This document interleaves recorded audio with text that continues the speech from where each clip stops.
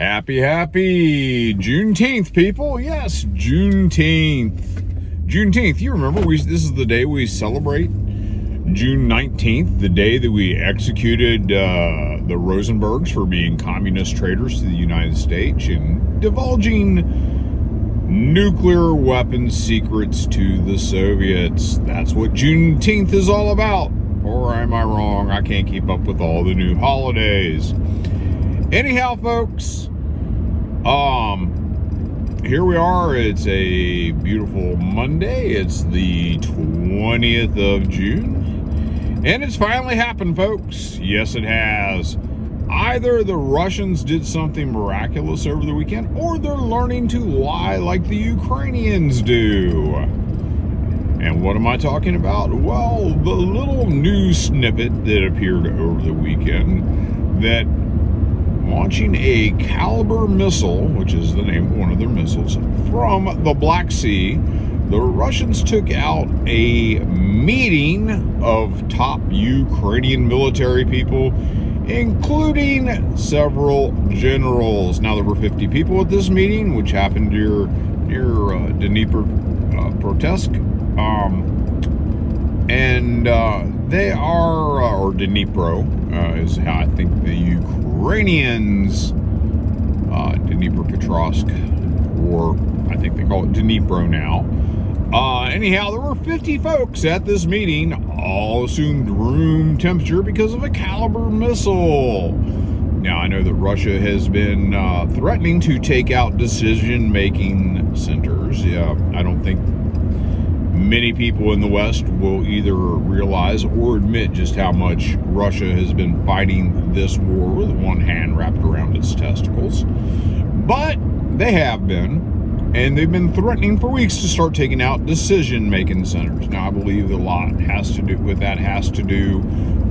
the current shelling of the civilian city of Donetsk, which the Ukrainian army has been doing since late last week. They've really ramped up the shelling of a civilian city, which has been shelled throughout the Ukrainian genocide that's been going on since 2014.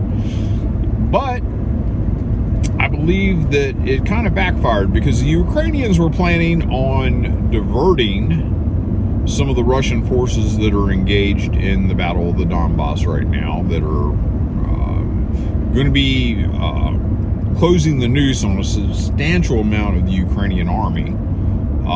Estimates of that numbers all over the place, anywhere from 10,000 to 70,000 troops. And they wanted to siphon off troops that were going to be closing this ring and make them go after the artillery positions that were shelling Donetsk. Well, it didn't happen, and the Russians have made the calculated decision that they're not going to pull off troops to go look for the artillery pieces and make the artillery displace. They're just going to start hitting decision-making centers. They are going to start hitting Ukrainian generals, specifically scouting out and looking for the decision-making centers. And they did that over the weekend, if everything is true, and I always like to put that big caveat on things, because you know what I say, if it sounds too good to be true, it usually is. Now, that's a big development. Now, of course, I'm the same guy who told you weeks ago that killing generals isn't the end-all be-all. It's not. You can make a new general by wave of a pen. Zelensky could make 4 new generals today, and they might be better generals than the ones that were killed. But that's been a Western metric. This Russian general's been killed. That Russian general's been killed. They killed 2 today, when the Russians admit there's 1, but there's not a second. And then last week we had a well-known Russian general killed. Yes, Roman Bedakov, or whatever the hell his name was, which isn't even real. He happens to be a video game general from one of the Call of Duties. But yet the Ukrainians are reporting that they have killed that general. I don't know if Zelensky was on his PS4 or what, but that general's dead too, even though he never really existed. So, pardon me if I am a little blasé and really wonder, if the Ukrainians come out and admit, yeah, they got a bunch of our top guys, then yeah, I'll have to say, well, yeah, absolutely, the Russians got a bunch of their top guys. Now, does it change anything? Well, unlike taking out one or two generals here and there, which the Ukrainians have been doing, I don't think that you can lose 50 of your high-ranking people that are making plans for the entire front and not have some sort of a massive setback. Because now you've got to bring in a whole bunch of new people, and those new people probably don't see the situation like the last people did. That was always the big deal when I was in the Army. We would have a change of command. And in a change of command, you got a brand new company commander who has brand new ideas, and they don't necessarily mesh with the ideas of the old company commander. No, the old company commander, that was yesterday. The new company commander, he is the new guy. He is the guy that is going to tell you what it's going to be and how you're going to have to do things. And if there really is a giant upset in Ukrainian command in Donbass, it may throw a few sticking points, or who knows, they might actually bring in guys who are going to be better able to handle the situation. It's a crapshoot at the moment. But what I will tell you is the Ukrainians are losing, and you're not going to hear that much on the TV. Guys, you can go back and look at the news. You can look at the news very easily from mid-March, where the Russians only have 3 days of supplies left. So the last 10 weeks, the Russians have had nothing. Absolutely nothing. Because we all know that every little bit of negative press about how the Russians is doing is absolutely true. It's absolutely true. Anything that comes out that's negative about what is going on with the Ukrainians, well, that's just disinformation by Russian bots on the internet. No, actually, it's a lot of people who went out and studied the situation and see what's going on. And, I'm not going to pull any punches. I'm an amateur with it all. But, I have studied that region of the world a lot closer than a lot of other folks. I mean, I'm starting to think that the intelligence community in this country have their head up their ass a little bit. Spending 20 years killing farmers with AKs and goat herders probably hasn't done them any favors about being professional. And I really honestly believe that our old intelligence community that was in place when I was growing up, they had a few things right and a few things wrong. I believe that one of the things they had right is they had people specializing in regions. If we were going to go into a conflict in Europe against Russians, we wanted people in place who have studied Russian culture, studied Russian language, and studied a lot about the Russian military. And if we were going to go to war in the Middle East, well, we wanted the same. People who studied a lot about the Middle East, know Farsi or whatever language is being spoken in the region, and have some ideas about the culture of the people that we are fighting. That was what they had right. And I don't believe we really do that anymore. I think we just get a bunch of whisperers out there that will whisper into the ears of the command staff what they want to hear, and they don't do real intelligence. And when they do real intelligence, as in some of the Pentagon briefings that talk about the incremental gains of the Russian army, people like Kirby and these other leftist mouthpieces or politically elite mouthpieces, they come out on the TV and tell you the exact opposite. Oh my God, it's incredible, it's fantastic. The Ukrainians are doing so wonderful. But I digress. So we're hearing all these problems about logistics.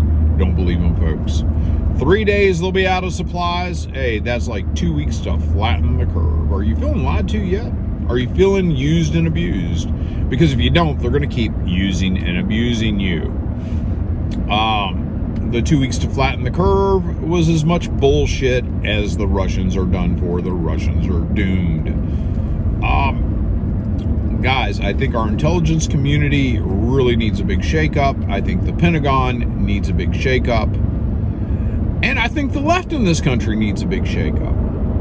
One of the most amazing things that I have seen in this country has been Antifa people defending real Nazis. Oh my Lord, they see Nazis everywhere here. Oh my word, if you wear a red MAGA hat, you are a Nazi. If you believe in the Second Amendment, you are a Nazi. If you believe in voter ID, you are a Nazi. And you must be smashed in the face, your house must be burnt, and all that. That's Antifa. But when it actually comes to stiff-arm saluting swastika-tattooed Nazis in Ukraine, Putin's a Nazi. I shit you not, folks. A very good example is an Antifa tard I know in the People's Republic of Pennsylvania. I've known him for years, and he's a dumpster fire, folks. He's absolutely a dumpster fire. This guy is Antifa, 110%. 110% Antifa. Everything's a Nazi, except for real Nazis. And it really makes me wonder, folks, Antifa and the left in this country are siding with Nazis. And we've got good Republican folks siding with Nazis. They don't want to see it. They don't want to accept it. They don't want to notice it. And if anyone says anything about it, you don't know what you're talking about. You're a Russian bot. Well, hey, dude, you know, if speaking my mind makes me a Russian bot, then I guess I'm a Russian bot. Because I have a right to speak my mind. I also have a right to look at information and decide what I believe is correct, what I believe is not bullshit. And I will tell you, folks, anybody that says that there isn't a Nazi presence that has an extremely negative effect on the Ukrainian government are morons, because it's there. You can deny it all you want, but it's there. Now, as far as the press lately, there's all sorts of good things that we're deflecting from. Joe Biden's daughter's diary happens to be one of them. Yes, pedo Joe taking showers with his 11-year-old daughter, and that ain't cool, folks. Also saw that Joe Biden wrecked a bicycle over the weekend, and somebody joked, oh, I bet he stopped to talk to a young girl, and lo and behold, the video surfaced, and yes, there was a young girl that Joe went right towards. He tried to stop his vehicle, but his old hormones got in the way.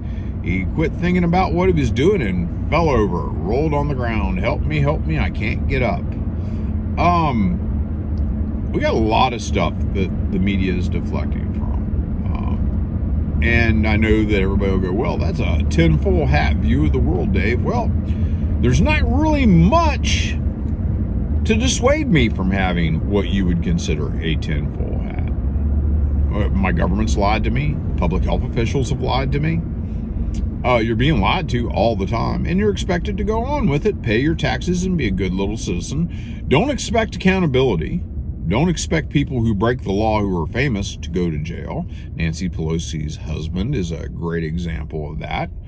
Don't expect to send pedophiles off to prison when they are elected officials. Don't expect to send crackheads who lie on their federal firearms permit to go to prison when they happen to be the son of a president. Don't expect accountability at all, folks. Don't expect the accountability, but you must be accountable. And I know to a lot of you folks, if you're just listening, it sounds like a lot of tinfoil hat nonsense, but look into it. There has to be a reason that a lot of this stuff is happening. It all isn't just a happy coincidence. You know, a happy coincidence, like, I don't know, a baby. Or, excuse me, a clump of cells. Somehow this clump of cells forms, and you can get rid of it. I mean, it's just a clump of cells until actually a baby's born, right? You know, and there should be no protections or whatsoever. So I invite you to go find a bald eagle, nest and crack all the eggs in there and see what happens. Because I will guarantee you, the same sort of leftist who will tell you that that clump of cells in a uterus is not a life will want to see you thrown in prison for a long time or pay a hefty fine for killing a self-contained or destroying a self-contained mass of cells that happen to have came out of a bald eagle. And that's just to show you the hypocrisy, folks. But anyhow, like I said, watch what goes on this week. It's going to be really interesting. I'm waiting. Actually, I'll make a prediction now, but you should never make predictions, because when they don't come true, they come back on you and wag their finger. I will tell you right now, I predict that the resistance in the Donbass by the Ukrainians will collapse within 3 weeks. I am fairly confident of this. And another little interesting tidbit. A pundit who I have a decent amount of faith in, a guy by the name of Scott Ritter, former Marine, former weapons inspector. Maybe he's currently a Marine. I don't know. I don't know how that whole Marine Corps cult thing works. But, don't mean to disparage him by calling him a former Marine, a Marine, whatever. Scott Ritter keeps saying that Russians don't bluff. Okay? Russians don't bluff. Well, I think they may. Or sometimes it isn't how they do. I know the Soviets bluffed all the time. That's why the Cold War occurred, because of Soviet bluffing. And I look back, and there were several rumors that were spread throughout the conflict about various generals, Canadian generals, American generals, being at Azovstal, and those things never came true. And I've had to rethink a little bit on a couple of takeaways I had from that. One of the takeaways was that, if they had an American general, if they got an American, any American, they would immediately put them in front of the cameras. And a recent event where 2 Americans who'd went missing, they were part of the foreign fighters that were in with a group of Frenchmen, which was called Kampfgruppe Baguette, Unit Baguette. That was their code name, like a Kampfgruppe in the old days, in the old Ukrainian army. They 2 guys taken prisoner. One's former Marine, one was Army chemical guy, Chemical Warfare Command, according to his device insignia, that unit of affiliation on his dress greens from the picture that is circulating. These 2 guys went missing, and the Russians had them fairly soon. And it wasn't until those reports started circulating after they'd been missing from their unit over a week, and those stories started circulating, that the Russians started putting up pictures. Oh yeah, here they are. We got them. This is them sitting in the back of the truck. This is them answering questions for RT. This is them. And I know all these reports about them getting generals and everything. Well, they would have put that out immediately. Well, maybe not. And this may have been a bluff. It may have been a fishing expedition. Hey, let's put it out there and see what happens. Let's watch what happens. Are they going to be moving people around? Is there really something that we need to be worried about in Azovstal? And I said I thought there was something in Azovstal they wanted. I didn't know whether it was documents.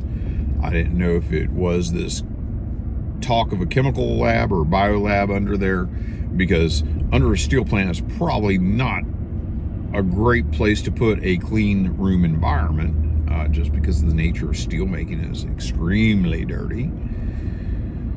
But it's made me rethink a few things here.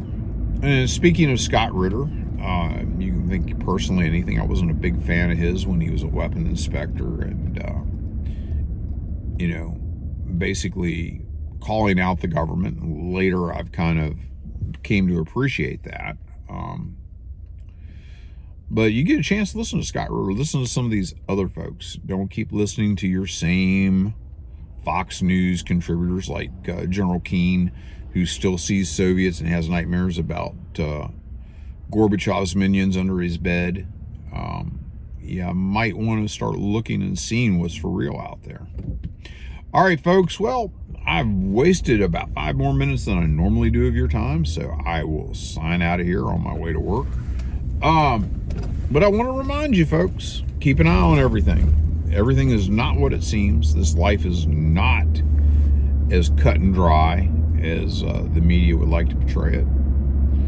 And you got a right to make up your own mind. You got a right to voice your own opinion. And somebody calling you nasty words because your opinion doesn't match up to mine is their fucking problem. It's not your fucking problem. Somebody calls you a commie or a Russian bot or whatever. Hey, embrace it. Tell them to fuck off. Embrace it might be the thing to do, because that seems to be what other folks have done when they've been called derogatory terms. They embrace it, and it becomes part of almost a joke narrative, almost a slap back, Anyhow, folks, that's all I got time for. Talk to you later. Bye.